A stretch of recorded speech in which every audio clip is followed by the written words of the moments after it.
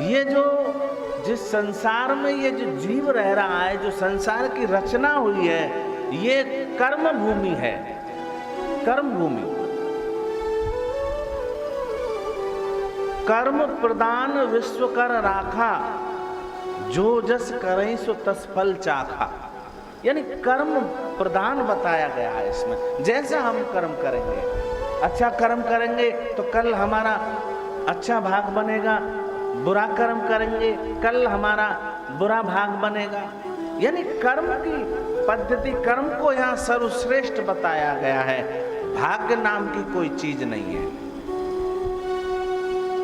भाग्य नाम की कोई चीज नहीं।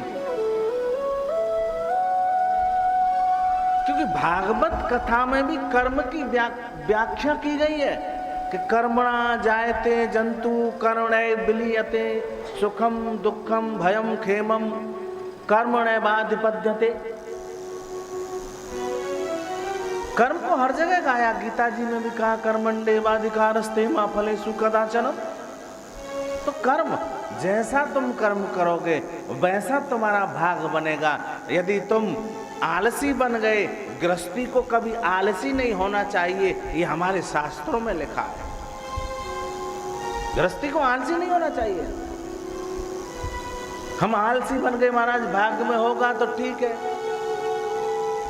जिस प्रकार से हम भोजन करते हैं, भोजन की थाली सामने आई, लेकिन आप कह दो कि भैया भाग्य में होगा तो भोजन पेट में चला जाएगा, खप जाएगा, लेकिन खाने का जब तक कर्म नहीं करोगे तो वो थाली ऐसे की ऐसी रखेगी, चाहे भूख के मारे तुम्हारे प्राण निकल जाएं।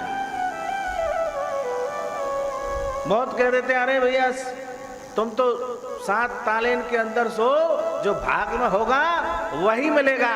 नहीं, कर्म तुम करोगे नहीं तो भाग्य क्या करेगा? कर्म से भाग्य बनता है, ना कि भाग्य से कर्म। शास्त्रों में ये लिखा है, कर्म जैसा करोगे वैसा भाग्य हमारा बदल जाता है।